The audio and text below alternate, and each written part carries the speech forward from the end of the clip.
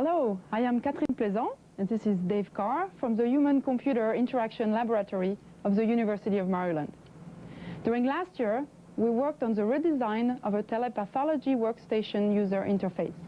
This was done with Carr Telemetrics, who pioneered the commercialization of this technology.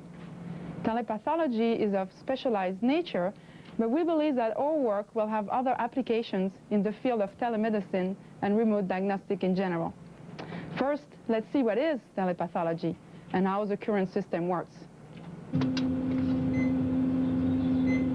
In simplest terms, telepathology is the process of viewing a patient's tissue sample by a pathologist who is hundreds, even thousands of miles away. For the patient, that means unlimited access to medical specialists from virtually any point on the globe. As specialization grows, access to specialists becomes a progressively more important issue. And what the technology does is it provides a mechanism where every hospital can have ready access to specialists. The process works like this. A pathologist in one location places a slide under a robotically controlled specialized microscope. A video camera on the microscope picks up the image of the sample and feeds it via satellite to a high-resolution video monitor in another location. The first commercial system is now being used in Atlanta between Emory and Grady hospitals. Diagnoses are regularly rendered remotely, and design efforts are now directed at improving the workstation usability. Traditionally, the manipulation of the slide under the microscope is very fast and precise. A pathologist can move the slide by hand to within a micron. But remote operation implies time delays, including transmission and device activation delays, limited feedback. Devices are usually not designed for remote operation and don't send regular status feedback. And finally, increased potential for breakdowns. Therefore, the remote control of the microscope remains slow and potentially frustrating for pathologists. Of course, we could imagine first digitizing all specimens, but this is not practical today because those little things are really three-dimensional, very high-definition objects requiring too long scan time and huge storage space, up to a gigabyte for a case. Therefore, the specimen has to be observed under the microscope. In order to study alternative interfaces and the influence of time delays, we built a simulation of the diagnostic workstation that Dave Carr will present. We have brought together the various controls onto one touchscreen here. The slider stage can be moved. These arrow keys move the image incrementally.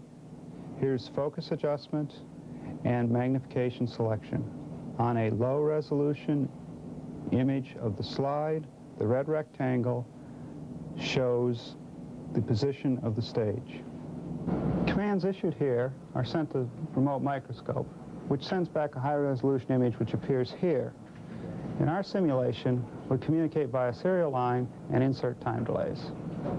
To simplify the simulator, we do not use such realistic images. Instead, we have an image made of color rectangles. Imagine you had a specimen made up of small rectangles. You would see a global view like this and a magnified image like this. In our simulation of the current system using a keypad, after I press the right arrow, the stage moves right, and if I see something of interest, I press stop and it's out of the screen. The problem with such start-stop command is that it's hard to estimate how early to press stop. The stop location may not even be on the screen yet.